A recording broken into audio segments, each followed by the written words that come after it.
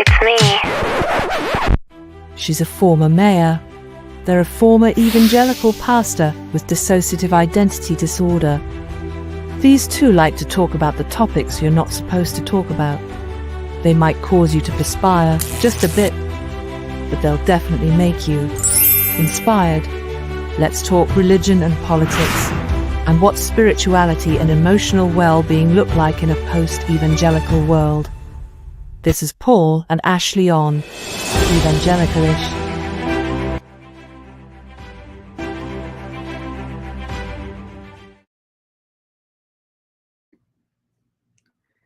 I think you may be muted. You are rusty at this. I am. And where are we? Why are we not coming up? I don't know. Okay. All right. There we are. Yes, Woo! I am rusty at this. Listen. I've been gone for a while. It's been an adventure. Welcome, everybody. And as if a 32-day road trip wasn't hard enough, just sitting in our own home office and living room, we can barely be. We got those shows done when you were on the road from all these places, and now we're back in our home studios and little rusty. Yeah, a lot of funky stuff. And you're banned from TikTok live, so we couldn't go live on TikTok. And so here we are. Object, by the way, to the TikTok universe. Because we haven't been on TikTok in at least 3 or 4 weeks. So how can we still be banned? And I don't even remember what was the thing that got us banned in the first place. Well, I've been shadow banned by TikTok for about 3 years now. And by Facebook for about as long. So if you figure out social media, you let me know. It's a badge of honor. All right. Well, we are excited to be here, to be back.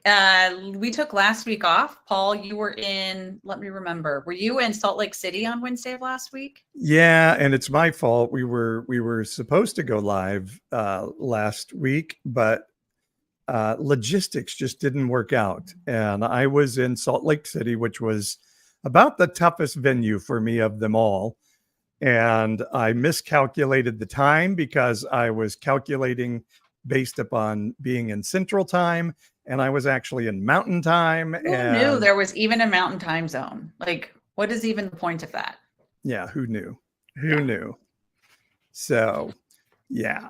And so here we are. I'm home. I feel like our internet is wonky. Huh. I don't know. Am I stopping and starting on your video like you are on mine? No, you're all good on my end. Okay. Well, your video is stop action video right now. Well, okay. Well, maybe folks who are joining us on YouTube or on Facebook can let us know if they're having problems on their end or Instagram. But yeah, seems okay here. Are you on the regular Wi-Fi or are you on your extension? I'm on the regular Wi-Fi. Yes. Okay. I don't know if your extension works better, but anyway, here we are. And that is not interesting podcasting that we've done so far. Okay. Pucky says it's hard to see Ashley, but yes, darn it. Okay. Carry on and let me see if I can change my Wi-Fi. Okay. It seems a little better now. Well, now you're changing your Wi-Fi, so it stopped. But welcome to everybody on Instagram. Hi, Elaine. Hi, Jordan. Let us know where you're joining from. And tonight we're going to talk about the Bible says what? And just things that have been difficult for us to get over that we were taught while in evangelicalism, but still struggling to maybe put it completely in the rearview mirror. And I have a present for Ashley that she's going to receive live on the air tonight.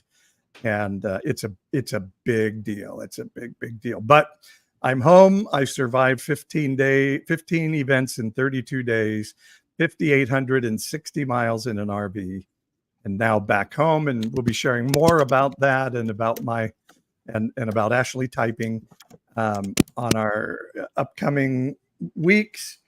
And and a whole lot more. Okay. How about now, folks? She types. Is it better?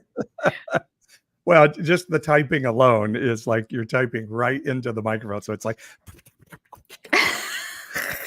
What is that when you let people who like listen to that sound to like refire your brain? ASMR. This is the ASMR.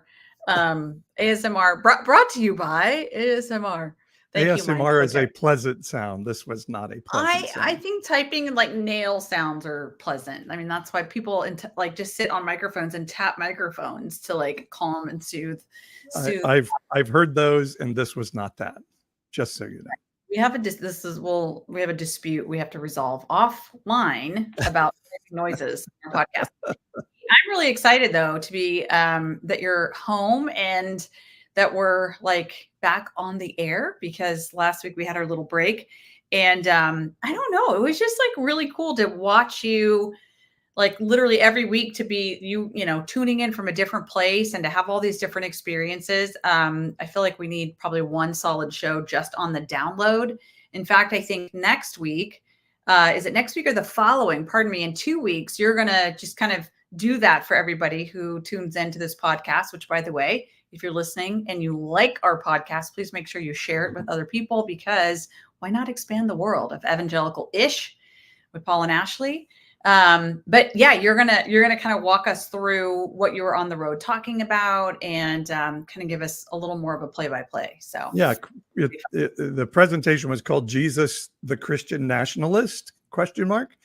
And it was just a bit about the history of Christian nationalism, how we got here, and what the danger of it is, and maybe what we can do about it. So we'll do that in 2 weeks. Next week, we have Thomas J. Ord on, and he recently was brought on trial by the Nazarene denomination, and we'll let you know what happened as he was on trial for being affirming of queer people in the Nazarene church. You know, I am really anxious in a good way to talk to him and hear his story. There's probably nothing more traumatic in religious circles than to like, basically, can we say like tribunal, like a military, it's like a religious tribunal. Yeah. I mean, honestly, it's like, you know, it's like whatever the Salem witch trials or something is what it sounds like to me. So we are going to hear a lot from him, and you're going to definitely want to tune in. You can tune in live. You can also download. When do you usually post these? Like Thursday? Usually on Thursday. Yeah. Yeah. So new episodes every Thursday. Yeah. So that's going to be really good. But tonight we have kind of a cool topic also. Yeah, I did a series of videos recently on one man, one woman. What was Jesus saying in the middle of this conversation? I'm going to stop and make a declaration that allows Christians to be homophobic for the rest of history and justify themselves by saying one man, one woman. And I explained that that's not what was happening in that passage. What it is actually happening is Jesus is mocking the hypocrisy of the religious people around a culture war issue, much as I do on social media with right-wing Christians every day. And it got us thinking about what are the things in the Bible that, as we've been going through deconstruction, like homosexuality and the clobber passages, that have been difficult for us to put in the rear view mirror, even as you're like, okay. In fact, people ask me often, what's the number one question you get? And it quite often it's people saying, I don't believe in hell, but am I going there because I don't believe in hell? And so I went online, I asked some of our followers, what are some of the things that have been difficult for you to get over? And I would love to see people in the comments who are on the live stream here to share what are some of the beliefs you held as an evangelical or a Catholic or any version of Christian that you were, that has been difficult to sort of scrub as you start to rethink your spirituality and faith. So kind of an interesting topic. Yeah. And, it's one that we talk about all the time. So like, It's interesting to do these podcasts together, because this hour that we spend weekly, just kind of like teeing up things, like we're basically, when we're together, like this is what we chat about. And, really, it's hard for me to remember exactly when our deconstruction journey began. I know that yours began before mine. I know that it was, and still sometimes is, but mostly worked it through. Been a very, very painful process, terrifying at times, but for sure liberating and worth it. And come to find out, there are all these people around the world and like having a similar experience. It's like kind of this global cocoon shedding type of moment. So, then we pop on these, talk for an hour about stuff we're talking about all the time. And, I think would you say it's probably been about a 3-year to date, kind of a 3-year process for you getting to this point? Or when would you clock in at like, yeah, I think that's when I really first started unraveling my evangelicalism? Well, I think I've talked about it quite a bit, that I've always had questions about our beliefs. Even as a kid, I was questioning, like, this doesn't really make sense.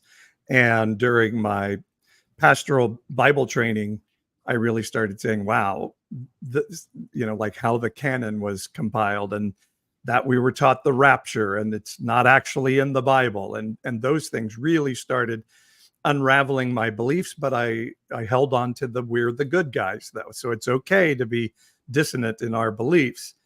But then when I discovered we weren't the good guys anymore, then those beliefs had to come into play. And so, yes, in probably since 2016, particularly because of whatever happened in 2016, I've said, I can't justify being dissonant in this belief system anymore, which I knew that I was. I knew that the Bible wasn't inerrant. It's clear. You really have to shut off some thinking to believe that. And so those are, I think so, yes, in the last 3 years, what I've done is given myself permission to let go of those things, even though I knew I was holding onto them dissonantly in the past. I think for me too, I don't think I would have been that articulate. I don't think I would use the word dissonant, but the kind of weird stories about this and that or whatever, that, like, to me, there were always sort of two parts to my faith or spirituality. And one is like the tradition, the evangelicalism, the things we talk about, the practice. But then there's also always been, for me, just this kind of deep core conviction that is unshakable and sort of just like always there. And so my deconstruction journey has been like really, really, really rattling the first, but and it definitely affected the second. But it's like I described it this way. I feel like my deconstruction journey was like I was stuck in a Jello mold. Okay, I was like a cartoon, like Bugs Bunny running into a Jello mold, and just like I was surrounded by this, like, what is this world? I was held in place. And like I just kind of I knew everything was okay. I knew everything was going to be okay, but I felt very frozen. So, Okay. yeah. All right. Yeah. Well, so one of the things that I had to work through in all of this was probably the theology of the rapture. And I was trying to find something I could share here. But I did a post this week that just sent evangelicals over the top. And for some reason, I can't share it right now. So anyway, I'll just tell you what it says. I posted, Jesus is coming soon and loves the world so much, he will kill millions of people and send all of those people to eternal agony for not worshiping him enough. And then I had massive amounts of evangelicals going, that's not what it is. That's not true. That's not the story. I'm like, no, that's the story. That's what I've been told my whole life. Jesus is coming soon, and boy, is he pissed. Pretty much. I mean, thus the t-shirt you're wearing today. that says God is not mad at you. I mean, God is not yeah. mad at you. Yeah. Yeah. So letting that go. And I remember when our daughter told my mother that we didn't believe in the rapture, and my mom about passed out in our living room. And I had to say, you don't have to believe in the rapture to go in the rapture, but it's, it's clear when you start looking at church history and theology, the rapture is recently made up in Christian history in the last 150 years or so. And that's very, very new theology. The originals did not believe this way. And so it's just been a process there of, I don't know, did you have to get rid of rapture belief in your life? I guess I feel like I heard all the stories and I knew all the right words to say, but for me, I never was like so locked in on this is exactly the way things are going to go. I think it's probably because there was enough in my household growing up. My parents would say like, "Hey, we don't really know." Like I knew enough to know like pre-trib, like probably by the time I was 5, I could say like pre-trib, post-trib, and it was almost kind of like on a shelf because in my experience, it wasn't the dogma. That wasn't the dogma. And growing up Southern Baptist, it was like the one thing I knew: once saved, always saved. So that was also like this ultimate like safety net, which I know for you growing up in a religion where you were taught you could lose your salvation. That is truly backslide. I mean, yes. They would preach against backsliding at like youth camp and things like that. And I for sure like had, rededication moments and stuff, whatever, when I was 14. And but I just had this constant feeling of safety and security about like my position. Like I was taught that this God was so loving. My position with this God, I was taught it was a him, I was taught it was a father, etc., was like always secure. And that's really what rooted in me. So then the rapture stuff, I was like, it wasn't really a focal point, I'll say. But I'll tell you, the thing that just completely blows my mind is that things that were talked about as if this is always the way, Christians have been thinking, etc. Those things have only been around for like 50 years, 100 years, 170. Like that's crazy. I mean, even the film that you toured with, 1946, the movie, I had no idea growing up that the word homosexual was never in the Bible until 1946. Yeah. Like things like that the rapture's not in the Bible. And I'd hear you say that and I'd be like, wait a second, what? And I'd like try to look it up and prove you wrong. And you were right. So those kinds of things totally rock my world. But again, like for me, there's always just been this core sense of like, there's a lot of stuff we don't know. There's a lot of stuff we probably get wrong. But I've always felt this deep sense of connection with a divine presence. Okay. Yeah, that's interesting. And some of the things I'm like, I've read the Bible 100 times, and how did I not think about this before I started listening to, either ex-Christians or even atheists who knew the Bible really well and were asking hard questions. And so like one of them is the inerrancy of the Bible, that it is, as Dan McClellan, who's much smarter than me, would say, it has univocality, which means one author and one voice. And if that's true, then you have to reckon with the fact that some say Jesus is the only way to the kingdom. And so you have to say this sinner's prayer and believe in Jesus and his death on the cross. But Jesus himself said the kingdom belongs to those who take care of the poor, clothe the naked, and visit the prisoner in prison. That is his exact words. And so those contradict each other. And as Christians always go, well, they don't actually contradict, but no, they do. They do. And I always ask my Christian friends, like, oh, well, then why did Jesus say it's about taking care of the poor and the prisoner and the naked?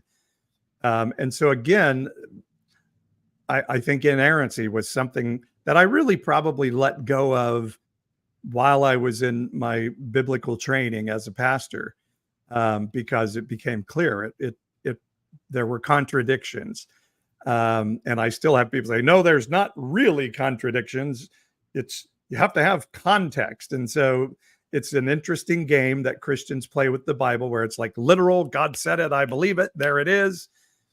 Unless it doesn't fit the narrative, and then I start yelling context. And so the inerrancy of the Bible is another thing that I had to let go of, and really let go of as a pastor, because it was clear that it's a dissonant belief. If God wrote every word of the Bible, or if Jesus wrote every word of the Bible, then how did he forget sometime between writing Luke and writing John what day he killed his son on, or what day the crucifixion was on? So anyway, that was letting go of that frees me now to read the Bible in a way that I believe it was meant to be read, and to even say there's actually not a Bible. We have a compilation of 66 books, probably actually more than that, by multiple writers, probably more than we know. There's now theories that Isaiah was written by at least 3 different authors, maybe as many as 6 different authors. Daniel was probably written by 2 or 3 different authors. And so I can read these as stories to present sort of a moral view of life and heaven and connection between humanity and heaven, and really enjoy the Bible so much more than when I had to go, oh, one man, one woman means condemn gay people forevermore, because I don't think in the slightest that's what Jesus was saying. And it's certainly not what Jesus displayed in his life. I think, I mean, it all makes sense to me now. But I will say it's really been a struggle, over the last 2 or 3 years. It's been a struggle to get to this place where I feel like I am now, which is having had a lot of things unravel. And then again, in the middle of the Jell-O mold, feeling held, feeling intact and in place, but a lot of things unraveling, and then to journey to the other side. And you asked the question, like, what parts of evangelicalism have been difficult to shake? I think for me, probably the hardest thing to shake, only because of the number that it does on your head. It's so freeing though to shake it, is the whole original sin idea. Like, I think that honestly, I think that's really the core, wouldn't you say? I mean, in addition to misunderstanding interpretations and misunderstanding the univocality and like all of those kinds of, I would consider a little more technical things, like that, it makes a lot of sense. But I think that just like gut level, like, holy shit, like this is a very different way to do life, perceive spirituality, etc., and to think of myself to still pursue my faith is like that being moved out of the way. And why don't you explain what original sin meant to you and what the freedom comes of not believing that anymore? Okay. Well, the original sin for me, imagine the Southern Midwest, 1976, 1970s, like late 70s, early 80s, being in church like 3 times a week, like videos, movies being played like the God of Rock and like all of the late great Planet Earth starting, like the whole fire and brimstone was like cultural all around me all the time. And yet I will say my parents somehow managed to hang on to the idea. And yet there was a divine love in the middle of all that. So thankfully I was not seeing the contradictions there. And just let me say, original sin means you're born a sinner. Because, that's right. Because Adam ate a piece of fruit, you are born as a sinner. Yes. And so I a wretch like me, thank God for Jesus, thank Jesus for Jesus. But so much of the sort of what was around me was like this heavy emphasis on grace. So you would think that the whole original sin thing would be like erased because grace. but no, it creeps in there. It had crept in there. And like, I always had this feeling, no matter how good I was, and I for sure had like this, had and still wrestle with this whole perfectionist thing. And but I just always felt like I had to step over my shame to connect with the divine. So it was like, I mean, I'm telling you, it is so potent, the doctrine of original sin. And as that has been unraveled in my life, it's like, I'm telling you, I feel like I walk taller. I just feel so much more freedom. And again, I came from going from a super intense grace culture to like this charismatic, freedom, change the atmosphere kind of world. Like still, that is all still encased with the shame wrapper. And so anyway, that's been like the hardest thing to get rid of, but for sure the most rewarding thing to get rid of. Yeah. And so that made for me like this idea of, before I pray or before I share something encouraging with somebody else, I better have confessed all my sins. I better have a clean record with God, or else I'm an abomination coming before the throne, of horrible sin from Adam. And it's just, it's a dissonant belief. When you read in Romans 3 and 4, it's saying, if one man's sin made all unrighteousness, how much more does one man's righteous act make all righteous? What Paul, the writer, is saying there is, if Adam's sin makes everybody sinful without their choice, then Jesus' act makes everybody not sinful, because Jesus' act is greater than Adam's act. But evangelicalism tells you you're a sinner no matter what because of Adam, but you're only a Christian because of Jesus if you believe that he is the salvation of that. And to me, that's a little bit of a heretical way of looking at Jesus. You're making Adam the more powerful act of the two. Yeah. And Pucky is chiming in that Pucky used to think that if they forgot to ask for forgiveness for one sin, they'd go to hell. So like, that's similar to your upbringing, Paul. Yeah. Yeah. Yep. And Jay Winters on Instagram says in the live feed, yes, fellow SBC raised here, and original sin was a biggie of a deal. Yeah. Yeah. Pretty crazy. All right. We have some comments that I want to hit from other people sharing things that have been difficult for them, some on the live stream, some on our Evangelicalish private Facebook group, which you could join. But first, I have a present for Ashley, and she's going to open it live on the air. Okay, so gifts are my love language. So I am very excited about having a gift. All Here right. it is. There it is. It says, do not open until the first break. This would be the first break. And the wrapping paper is the ribbon are 2 little sticky notes.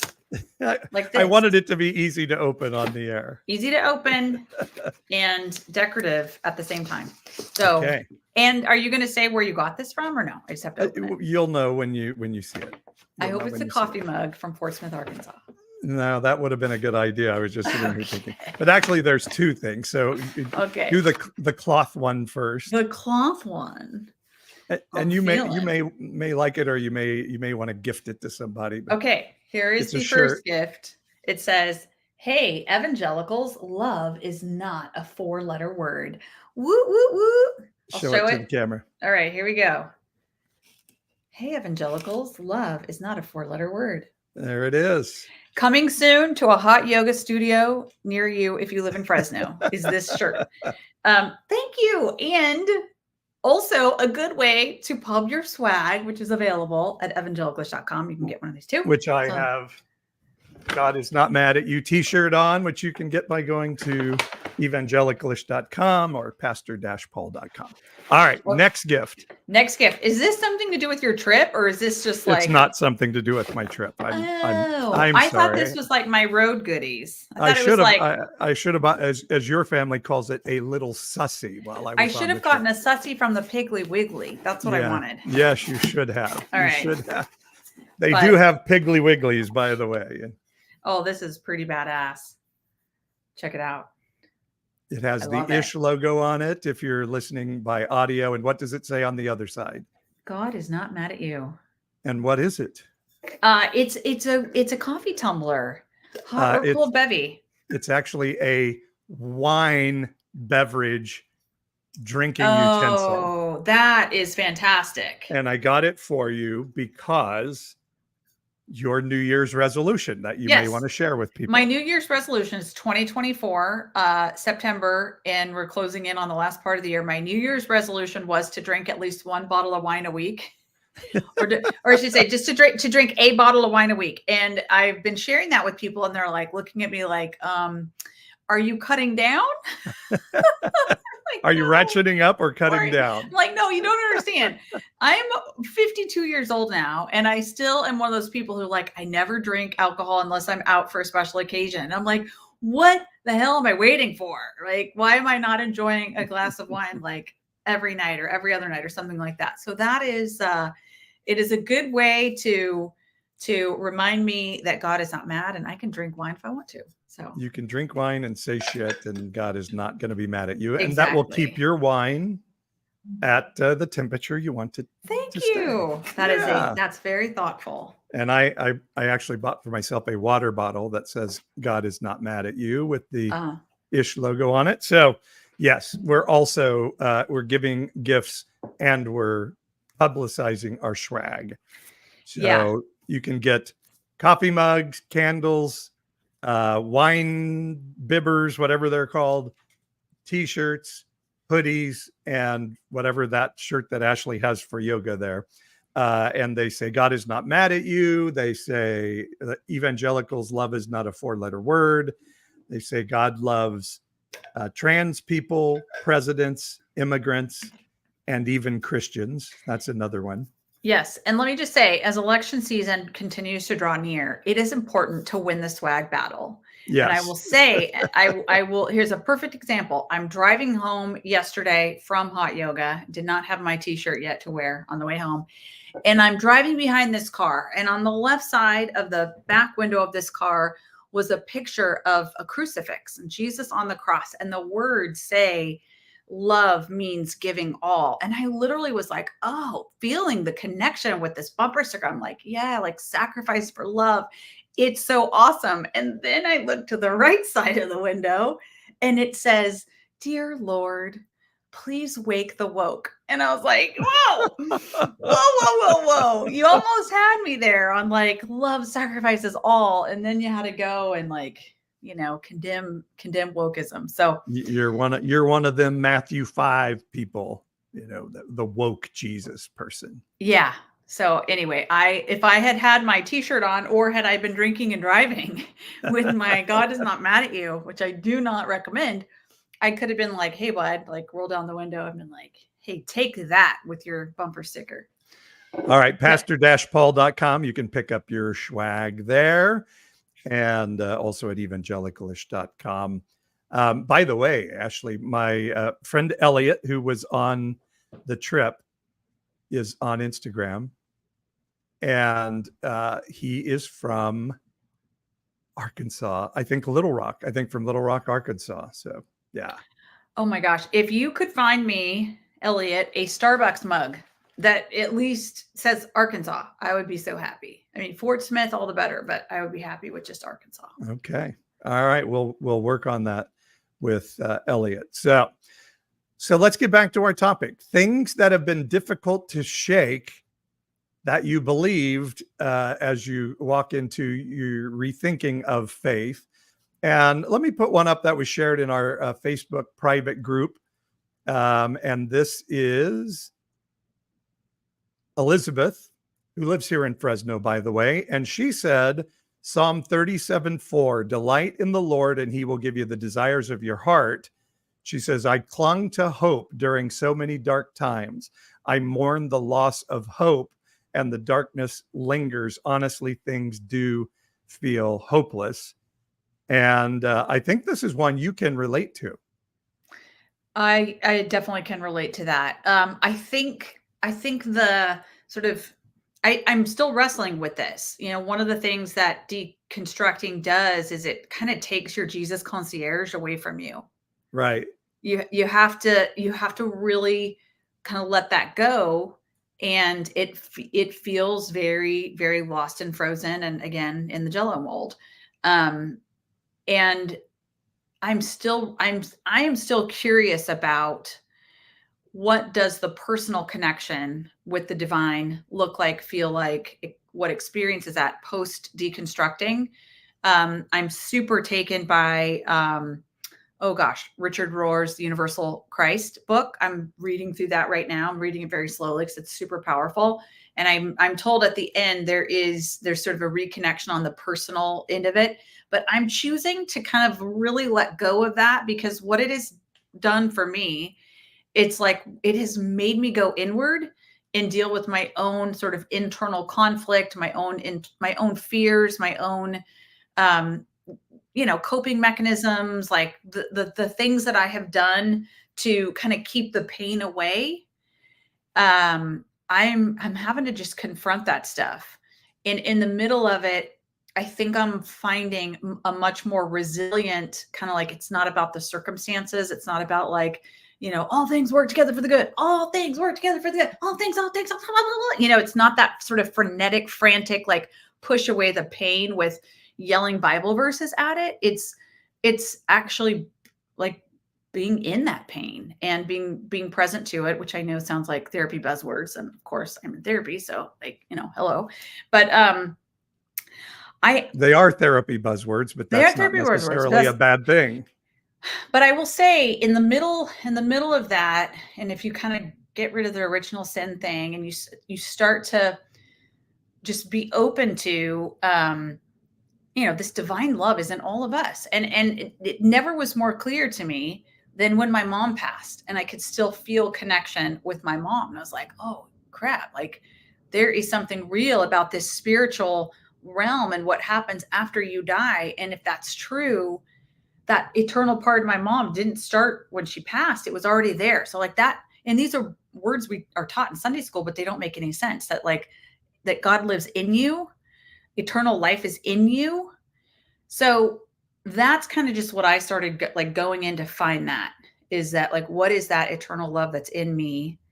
And knowing that is there, accessing that love, it is like what helps me get through the pain that I normally would push away with Bible bullets. Does that make sense? Or does that sound like super rambly? No, I think that's right on. And what we're, I understand what Elizabeth and you are saying. That certainty of, okay, we're going to get there safely on this trip because we're going to pray for traveling mercies. That is a comforting thing, rather than, oh, I have to deal with the fact that sometimes the world is a little random. And so I'm going to need to be brave, face fears, drive safely, all of these other things. But the upside is, I think, one, we get to be much more involved in the outcomes of our life. And then, as you well said, we don't have to live in the denial of, oh, this is terrible, but all things work together for good. That is the ultimate of denial. Oh, well, all things work together for good.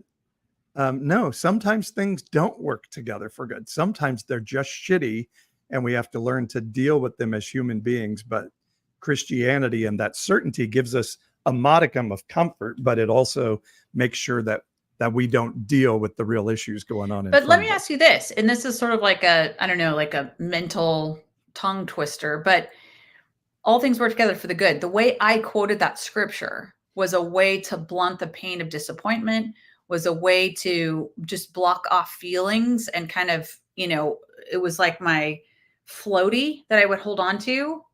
And as I've let that go and I've been like, no, actually, this is just really painful. This is just really hard. And I just surrender to that. And then I find like that internal awareness of but love is still real.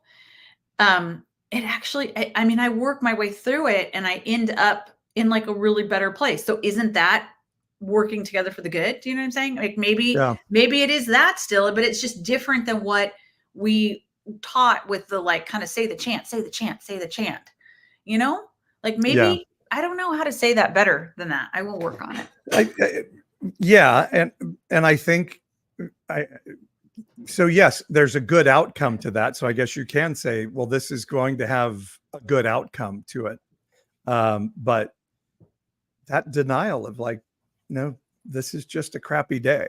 This is just a hard thing I'm going through, but I can get through it and I can learn something about my own courage and bravery and ability to cope, to work things through and allow my emotions to be worked through rather than a coping mechanism of whatever ism you want to put in there, drinking, eating, smoking, you name it, whatever, reading more Bible, whatever coping mechanism you use, I think is just a much healthier way to live.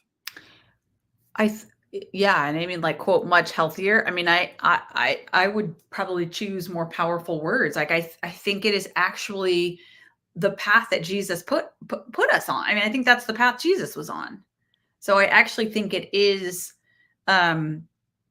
fulfilling things that I was taught as a kid were available, but like the practice to get there ended up stunting, blocking, and blunting so many things and cutting me off from relationship with other people, with myself, etc.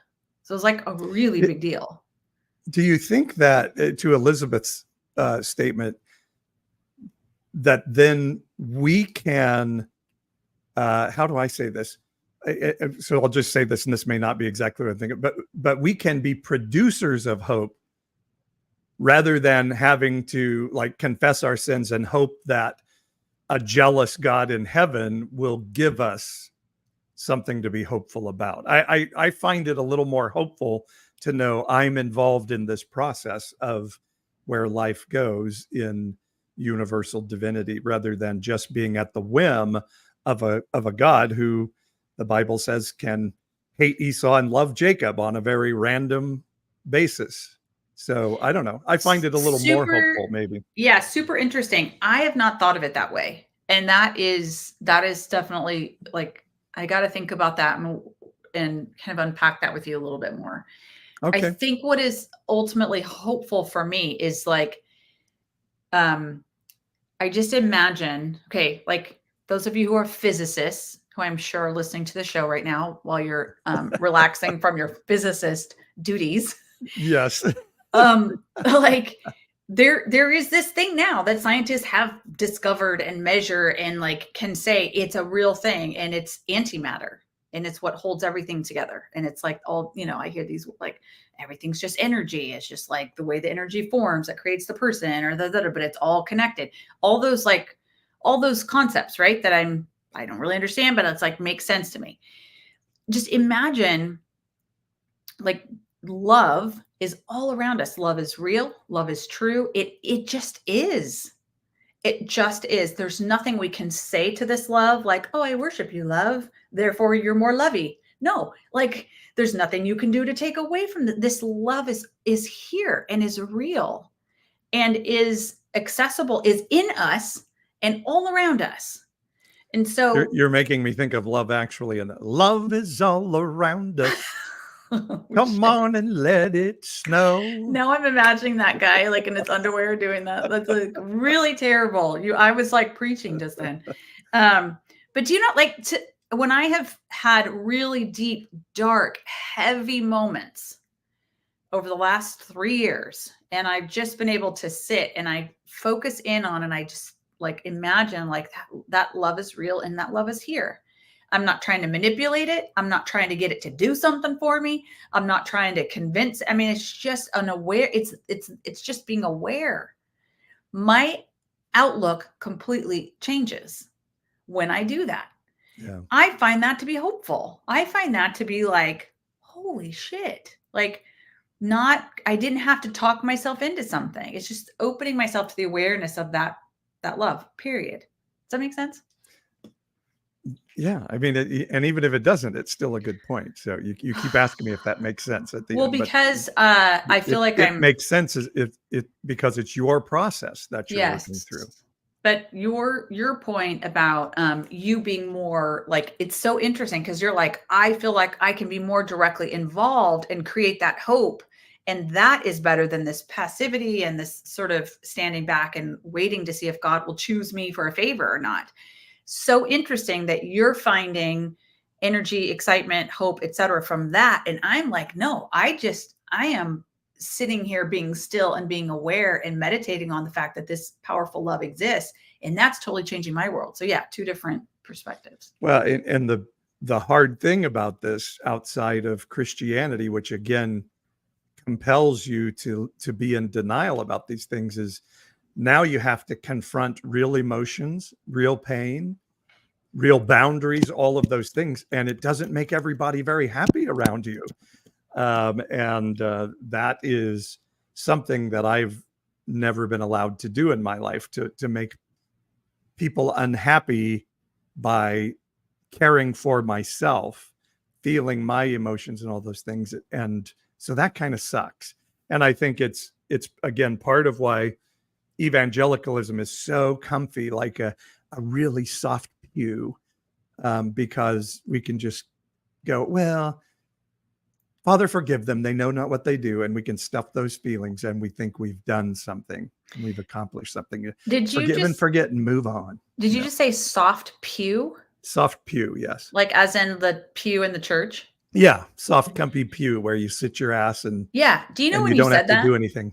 You know what's so funny is when you said that, I instantly remembered that as a kid, those pews that were not very soft, they had the thin little cushions on them, and they're super uncomfortable. And they would polish the wood. The smell of the furniture polish on, when you're like 5 and you're sitting in the pew and you're just inhaling toxic fumes. That's what instantly came to mind when you said that. I'm like, I didn't even realize that's like a traumatic thing I got to work through, is the smell of the soft pew. Blech. Well, I can smell that smell because I remember as a kid when we went from the wooden pews to the padded pews. Yeah.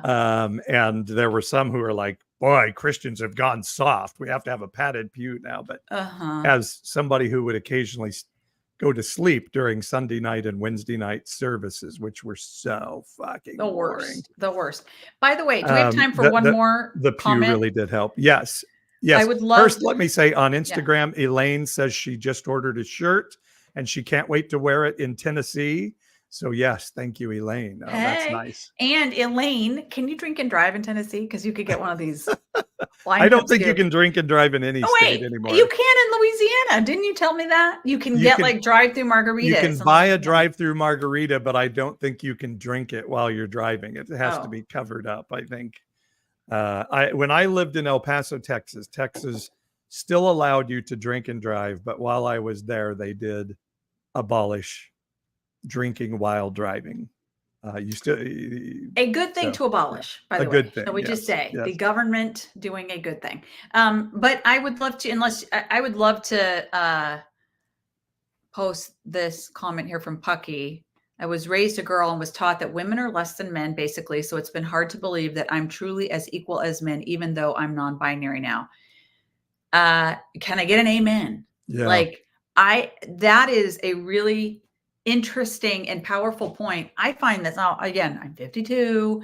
I'm, had a lot of accomplishments professionally. I've led, a lot of stuff. But I still think I walk around feeling inferior and that I have something to prove because of my gender. That's real. I do believe it. Yeah. Yeah. And we also have a comment from Butterfly Nay on Instagram that says, because I am a queer woman, I believe that I am not deserving of a romantic partner. I see it for others, but still wrestle that God will not do it for me. So yeah, the issues around gender and sexuality clearly are ones that are hard to shake Yeah. for queer people and allies alike. Yep. I see, like other people can have love, but I can't. Yeah. Yep. And Pucky said the pews should actually be made more comfortable, although I think many people would sleep. And then Doug on the left says, I've got the interlocking church chairs in my garage. So, oh my God, we can remember the interlocking church chairs, can't we? I'll tell you that. Yeah, like because you got to set them up and you got to take them apart and you got to stack them after the service. Stack them, and yes. all Oh that. God, yes. What a nightmare. All right, we do want to remind people. Oh wait, I got another bot in, and it's a whole bunch of new copies of Religious Right, Religiously Wrong, my novel about what would Jesus say to the evangelical right-wing church Yep. were he on earth today. We need to send a copy of that book to Pucky. Does Pucky, do you already have it? Because I was just what I was thinking when I saw Pucky's comment about being raised female and now non-binary and feeling less than. You definitely should read this book. So let's make sure we have your address and we can send that out to you. Yeah, Pucky, DM that to me. By the way, Elaine says, I can drink whiskey and walk all around the entire state of Tennessee. So we're in for that. So yes, Religious Right, Religiously Wrong. You can get it on Amazon, or you can go to my website, pastor-paul.com. You can even order an autographed copy, which one day when I'm dead will make it worth so much more money if you have it. And Pucky has read it online, but we definitely will send you a copy. So make sure we have your address and maybe, yes, in fact, autographed. I want to mention that this story that Paul writes about in this novel is based on an amalgamation of real world events that we experienced here in our hometown of Fresno, California. An amalgamation of people who make up the different characters. And it is a really, really beautiful story. And Paul, when it came out of you, I'm going to say it that way because I'm like, had no idea that you had an interest in like, well, I guess I could look back and say like, you've always been the storyteller. But you told me one day, I think I have a book that I want to write. And you sat down and took sabbatical from work and you started writing this book. And this really, really beautiful, detailed story came out of you. And it's just a cool expression of you probably didn't realize all that you were picking up in your life and all that was sort of coming to you and into you. And then you poured it out and orchestrated this amazing story. So I definitely commend it. And here's another reason to go online and order this book is bless your heart, Paul. You went to all the trouble to order this big box of books and have Amazon ship it to your first location, Pensacola, Florida, so that you could have them as you made your way back across the country. And I imagine you like chasing an Amazon truck all the way across the country, never got those books while on the road. So now you've got this fresh stack. Bleep you, and, Amazon. You're anxious to make sure they're in the hands of folks who would enjoy reading the story. So check those out. Amazon cost me book sales. I want to say to Pucky and to what was the other person, Butterfly Nay, like, yeah, you deserve love. You just, the whole point of God is not mad at you, is there is no being in the universe. And maybe this is one of the things I had to shake that would say, loving who you love because you love them isn't an abomination and never can be, and is not what the Bible says at all. So yeah, as much as I can give that hope to you, and I think if life is energy, we can connect on a divine level and say, help me to carry this burden with you, or let me help carry this burden with you, or give you some hope, energy, love. Yeah, I just want to send that to you all. And queer people, God is not mad at you. That is bullshit that came from man-created religion that I reject wholly and completely, because it's a damaging, dangerous, terrible theology that is not really based on the Bible. Okay. Thus ends my sermon. I was going to say bullshit from the devil's bottom.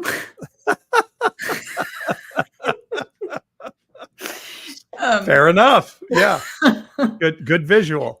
The title of this episode, bullshit from the devil's bottom. Okay. All right. Also, can I say one more thing on that? Like, sure.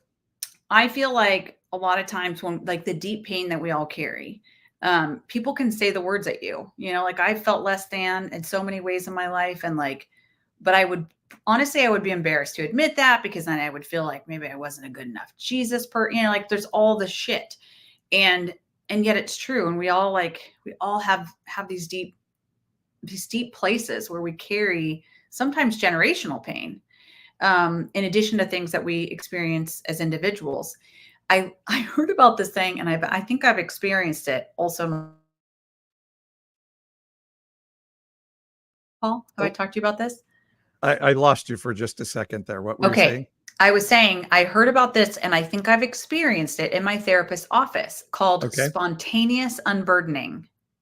Oh no. And the point is, like, there's a lot in life that you just have to work through. And you got to do that deep inner work. And I believe in that. It's real. And I've just feel like a different person in a lot of ways because of that inner journey. And so sometimes it's just like this long, laborious thing. But I'm telling you what, every now and then there have been moments where I'm just like, whew, like something just leaves me. And it's like, whoa, I can see something more clearly, or I instantly think differently about a situation or something. So I'm saying all this to say to Butterfly Nay, was it? Yeah. Okay. I wonder if sometimes a person can be annoyed when people like us are like, you're worthy, you're worthy, you're worthy. And you don't feel different on the inside. And I guess what I'm trying to lift up is like, yeah, because there's a lot of inner work we know we have to do. But I am also wishing for you and sending to you the idea that you can also be spontaneously unburdened. And if there's anything Paul and I can do to lift that up for you and put that in front of you, is like, hey, new truth is available for you today. You can flip the switch on the way that you've been thinking in the past. That is what I hope for you. Because I've had a few moments of that, and it's really life-changing. Love it. All right, let's finish up with what's on my mind. Do you have anything on your mind today? Okay, so this is the part of the show that every week we go, oh, let's do this, and then we don't.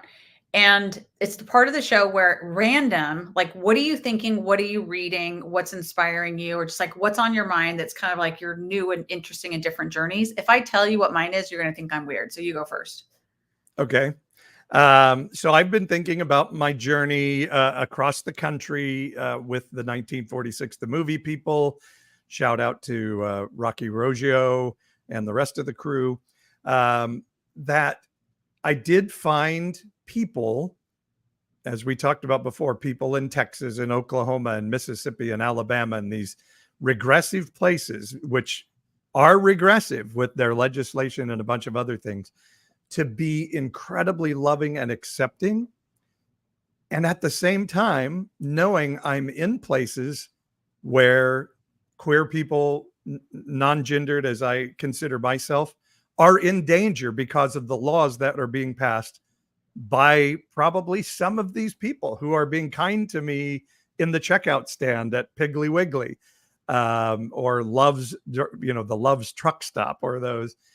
And it's just such a dichotomy of, two things being true at the same time. People are incredibly capable of being loving and accepting, and also incredibly capable of being blinded by religious and sociological pressure and bondage and principality, and not only vote against my best interest or the best interest of queer people and their allies, or these poor women I meet who have to take their trans daughters from Frisco, Texas to San Diego to get care for them because the care has been criminalized in Texas. All of that can be there, and it's still horrible things can happen in these places as well. So humans are capable of greatness until I think Christianity or religion in general takes that soul and humanity away from us. So that's what's on my mind today. Yeah, religion and power, I would say, right? Like Yeah. distorting things for personal gain. Um, okay, that's very beautiful. So I feel like I feel sort of embarrassed that this is what I'm thinking about and reading about because it's I don't know. I'm reading about a book called The American Genocide, and it's about California native people in California and like what's talked about as a genocide from 1846 to 1873. And I'm fascinated and like learning a lot. And I don't know. I think I have always thought about our treatment of Native peoples like kind of way back there in history. And I'm literally thinking to myself, this era goes to like 1873. I was born in 1972. So less than 100 years before my birth. That's just not that long. And so I don't really know why I'm kind of in this pursuit of new understanding or learning, but something about this is really important and powerful to me right now. And I'll just leave it at that. Why is that weird? Because I think it's maybe not what you would have expected me to be like, what's on your mind? The American genocide. Like, I mean, I don't know. And it's a very, very, very thick and detailed book that is like page after page of this horrible thing happened, this horrible thing happened, this horrible thing happened. And it's just very intense. There is, I don't, there's talk about reparations for Black people in California right now, or in the Bay Area. Maybe it is focused. No, it's statewide. There's like okay. several bills being considered. Yeah. And that's wonderful. But when you think about it, like we of white European descent stole this land from its inhabitants and used Christianity as a justification for it in very many cases, if not the large proportion. And it's a horrible thing. And if I think about spirituality of community, and I know people have done like confessions and apologies and all that, but I do think there still needs to be a reckoning of us as a people saying, yeah, we did this and it was awful. It was awful. And you watch like that movie from, what happened to the indigenous folks in Oklahoma. I can't remember, with Robert De Niro and Leonardo in it. A White Flower Moon. Yeah. And you just think, this is horrifying what we did to a people group, thinking them inferior to us.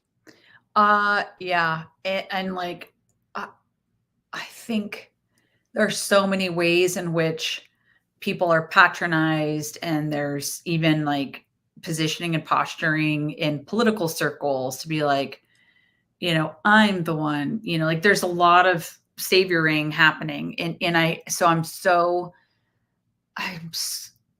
just don't know what in the world do you do that really does create healing opportunities, because like, It seems like there's a lot of things that are talked about that are also themselves traumatizing and like horrifying. So I don't know. I don't know what to say about all that, but I'm thinking about it. That's the point of this topic. Okay. What do you think about? I'm thinking about that. All right.